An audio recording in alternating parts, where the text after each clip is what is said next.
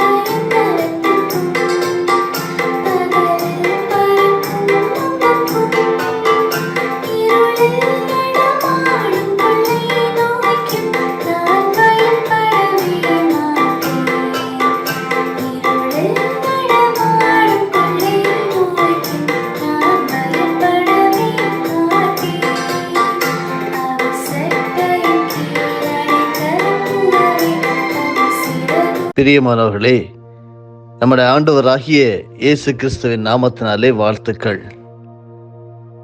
இந்த நாளுக்குரிய தியானத்தின் தலைப்பு கிறிஸ்தவம் போதிக்கும் 7 விசேஷ காரியங்கள். முதலாவதாக, மனிதன் பாவத்திற்கு அடிமை. கிறிஸ்தவம் வழிபாடுகள், பூஜைகள், ஆராதனைகள் போன்ற காரியங்களை முன்னிலைப்படுத்தி பேசுகின்ற ஒரு மார்க்கம் அல்ல. ஒரு மனிதன் கடவுளுக்காக என்னென்ன செய்ய வேண்டும் என்ற சட்ட திட்டங்களை கிறிஸ்தவம் மனிதனுக்கு கொடுக்கவில்லை. முதலாவது, மனிதனுக்கு தேவன் சொல்லும் செய்தி, உன்னை நீ யார் என்று அறிந்து கொள் என்பதே. கிறிஸ்தவம் முதலாவது மனிதனை பார்த்து நீ பாவியாயிருப்பதை பார் என்று சொல்லுகிறது. முதலாவது, மனிதனே, நீ எனக்கு ஆராதனை செய், தொழுகை செய், பூஜை செய், நான் சொல்லுகிறவளை எல்லாம் செய் என்பது போன்று எதையும் கடவுள் சொல்லவில்லை. நீ பாவத்திற்கு அடிமையாயிருப்பதை அறிந்து கொள் என்பதே மனிதனுக்கு கிறிஸ்தவம் சொல்லும் முதல் விஷயம். பாவத்திற்கு அடிமை என்றால் என்ன அர்த்தம்? எது சரியோ அதனை அவன் செய்ய இயலாதவனாயிருக்கின்றான், எது தவறோ அதனை அவன் செய்யாமல் இருக்க இயலாதவனாய் இருக்கின்றான். ரோமர் 7:15. தவறான சிந்தனை, தவறான சுவாபம், தவறான ஆசை, தவறான நோக்கம், தவறான நடத்தை ஆகியவற்றை மனிதன் தவிர்க்க நினைத்தாலும் அவனால் வெற்றி பெற இயலவில்லை. சரியாக சிந்திக்கவும், சரியான சுவாபங்களோடு வாழவும், சரியான வழிகளில் நடக்கவும், சரியான நோக்கங்களை நிறைவேற்றவும், சரியான செயல்களை செய்யவும் விரும்பினாலும் அவனால் முடியவில்லை. இதனைதான் மனிதன் பாவத்திற்கு அடிமையா இருக்கின்றான் என்று பரிசுத்த வேதம் சொல்லுகிறது. ரோமர் 6:17 படிக்கிறோம். கிறிஸ்தவம் முதலாவது அதனை அறிந்து கொள்ள மனிதனை அழைக்கின்றது. இது எப்படி உண்மை என்று அறிவது? எந்த ஒரு மனிதனும் இதனை தனக்குள் பார்த்து அறிய முடியும். தன்னுடைய மத அடையாளங்களின்படி பாராமல் எந்த மதத்தவனாயினும் தன்னை உற்று கவனித்தால் தான் பாவத்திற்கு அடிமையாயிருக்கின்ற உண்மையை கண்டுகொள்ள முடியும். இரண்டாவதாக, மனிதனுக்கு முதல் தேவை இரட்சகரே. ஒரு மனிதனுக்கு கடவுள் செய்ய விரும்பும் முதல் உதவி அவனை பாவத்திற்கு அடிமைப்பட்ட நிலையிலிருந்து விடுதலை செய்வதே. பொதுவாக கடவுள் என்றால் மனிதனுக்கு சரீர சுகம், செல்வம், வசதி, சௌகரியங்கள் போன்றவற்றை வழங்கி ஆசீர்வதிப்பவர் என்பதை எல்லா மதங்களின் பொதுவான நம்பிக்கை. ஆனால் கிறிஸ்தவம் அப்படி இல்லை.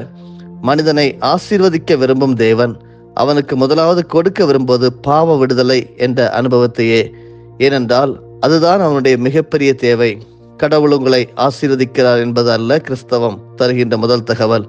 கடவுள் உங்களை பாவத்திலிருந்து விடுதலை செய்கிறார் என்பதே கிறிஸ்தவம் கூறும் முதல் செய்தி. ஏனென்றால் கையும் காலும் கட்டப்பட்டு எதையும் செய்ய இயலாமல் கிடக்கும் மனிதனுக்கு மிக மிக முதலாவது தேவைப்படுவது அந்த கட்டுகளிலிருந்து விடுதலை அடைவதே. தேவன் மனிதர்களை பாவத்திலிருந்து விடுதலை செய்வதற்காக இயேசு என்ற பெயரில் இரட்சகராக வந்தார் என்பதே கிறிஸ்தவம் கூறுகின்ற முக்கியமான செய்தி.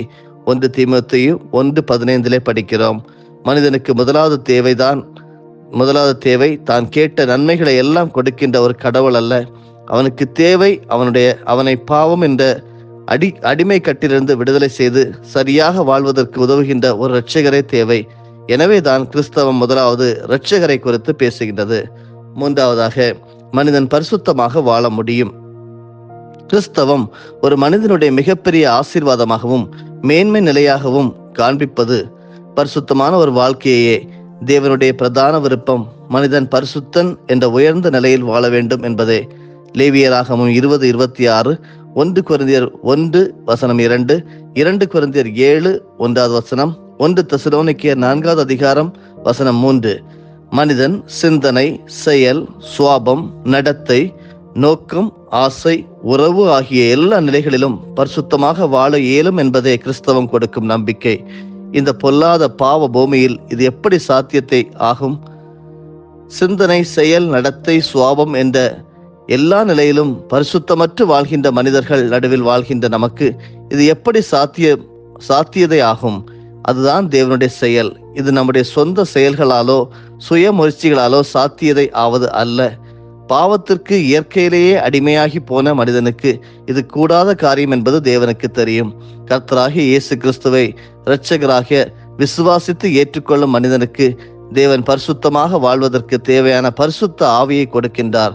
அப்போஸ்தலர் 2:38, அப்போஸ்தலர் 1:8 நாம் இதை படிக்கிறோம். அந்த பரிசுத்த ஆவியின் ஆற்றல் ஒரு மனிதனுக்குள் செயல்படும் போது மனிதன் தன்னை பரிசுத்தமாக வைத்துக் கொள்ள இயன்றவனாக மாறுவான். தேவனே அவனுக்கு பரிசுத்தமாக வாழ்கின்ற ஆற்றலை பரிசுத்த ஆவியின் மூலம் கொடுத்து அவ்விதம் வாழ வைக்கின்றார். நான்காவதாக தேவ உறவுடன் வாழ்வதே ஆன்மீகம். கிறிஸ்தவம் கூறுகின்ற மிக முக்கியமானதொரு உண்மை உண்டு. அது ஆன்மீக வாழ்க்கை என்பது பல பக்தியான செயல்களை செய்வது அல்ல. அது பரிசுத்தமான தேவ உறவுடன் வாழ்வது என்பதே. கடவுள் மனிதனிடம் ஆராதனை, தொழுகை, வழிபாடு, நமஸ்காரம், பலவித பக்தியான செயல்கள் என்பவற்றை செய்ய அழைக்கவில்லை. கடவுள் தம்முடைய பரிசுத்தமான நல்ல உறவுடன் வாழ்வதற்கே மனிதனை அழைக்கின்றார். தேவ உறவுடன் வாழ்வதே தேவன் நம்மிடம் எதிர்பார்க்கின்ற பரிசுத்தமான ஆன்மீக வாழ்க்கை. மனிதன் கடவுளின் உறவை அனுபவித்து வாழ்வதே தேவ திட்டம். கர்த்தராகிய இயேசு கிறிஸ்துவை இரட்சகராக ஏற்றுக்கொள்ளும் மனிதன் தேவனுடைய பிள்ளை என்ற அந்தஸ்தை பெறுவதோடு தேவனை அப்பா என்று அழைக்கும் உயர்ந்த பாக்கியத்தை பெறுகிறான். 1 யோவான் 3:1, ரோமர் 8:15 நாம் படிக்க முடிகிறது. ஆம், கிறிஸ்தவம் பல பக்தியான செயல்களை செய்கின்ற பக்தர்களாக நம்மை வாழ அழைக்கவில்லை.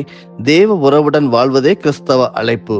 ஏனென்றால் தேவ உறவை பெறாத மனிதனிடம் எவ்வளவுதான் பக்தியும் பரவசமும் இருந்தாலும் அவன் பாவத்தை எதிர்க்கவோ பரிசுத்தத்தை பின்பற்றவோ இயன்றவனாக மாறுவதில்லை. தேவனோடு இணைந்து நல்லுறவுடன் வாழ்கின்ற அனுபவம் மட்டுமே ஒரு மனிதனுக்கு தவறுகளை தவிர்த்து வாழ்கின்ற ஆற்றலும் பரிசுத்தத்தை விரும்பி அதன்படி வாழ்கின்ற ஒரு வலிமையையும் கொடுக்கும். ஐந்தாவதாக பாவ நிவாரண நன்மை.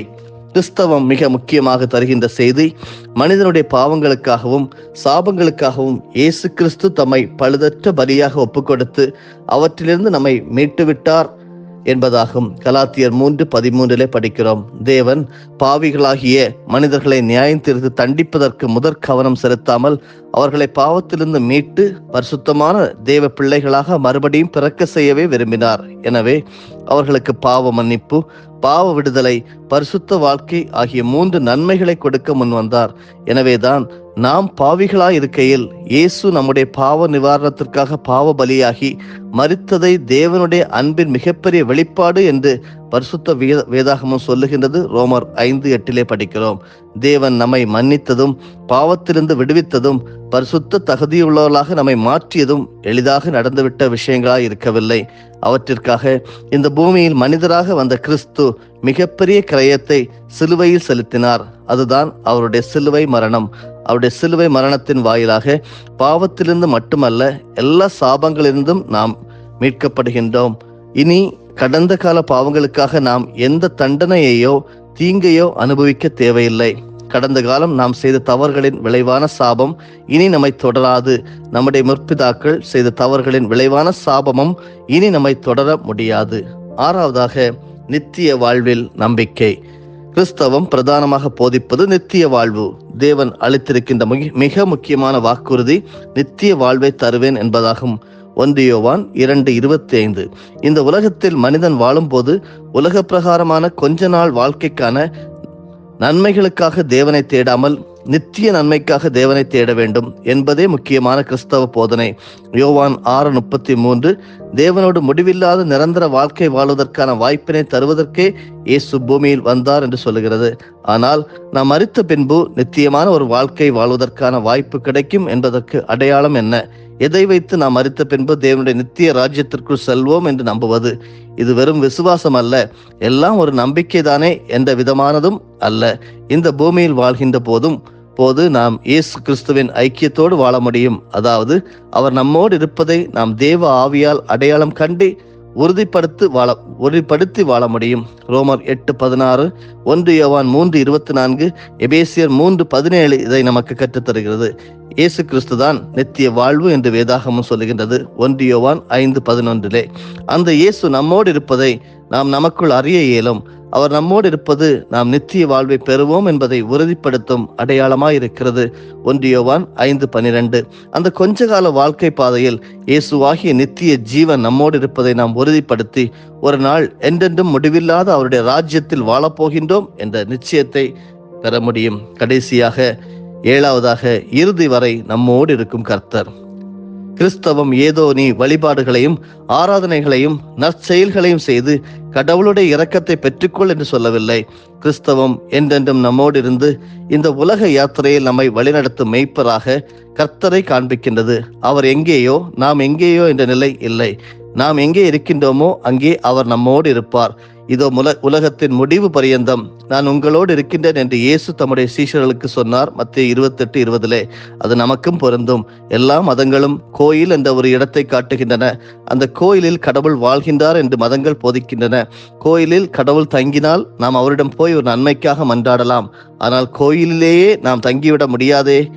கோவிலை விட்டு நம்முடைய வாழ்க்கை களத்திற்குள் நாம் வரும்போது அங்கே நாம் சந்திக்கும் எல்லா சூழல்களுக்கும் நம்மோடு இருந்து நடத்துவது யார்? ஆனால் கிறிஸ்தவம் நம்மை கோயிலுக்கு போக சொல்லவில்லை. நம்மையே கோயிலாக்கி நம்மோடு தங்க விரும்புகின்ற ஒரு கடவுளை பற்றியே சொல்லுகிறது. 1 கொரிந்தியர் 3:16-17, 1 கொரிந்தியர் 6:19 நாம் படிக்கிறோம். அருமையானவர்களே, கர்த்தராகிய இயேசுவை நாம் இரட்சகராக விசுவாசித்து ஏற்றுக்கொண்டால் என்றும் அவர் நம்மோடு இருப்பார். நம்முடைய அனைத்து வாழ்க்கை சூழ்நிலைகளிலும் நம்மோடு இருந்து நல்ல மேய்ப்பராக நம்மை நடத்துவார். நீங்கள் ஆசீர்வதிக்கப்பட்டவர்கள். ஜெபிப்போமா? பரலோக தந்தையே, நன்றியோடு துதிக்கிறோம், ஸ்தோத்தரிக்கிறோம். நாங்கள் பாவத்திற்கு அடிமையானவர்கள். ஆண்டவரே, எங்களுக்கு முதல் தேவை ஒரு இரட்சகர்.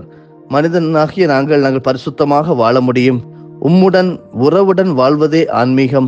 பாவ நிவாரணத்திலிருந்து நிவாரணத்தை எங்களுக்கு தருகிறீர். நித்திய வாழ்வின் நம்பிக்கையை தருகிறீர். இறுதி வரையிலும் எங்களோடு இருக்கிறீர் என்கிற நம்பிக்கையை ஆண்டவரே இன்று எங்களுக்கு விதைத்ததற்காக ஸ்தோத்திரம். நன்றி ஆண்டவரே.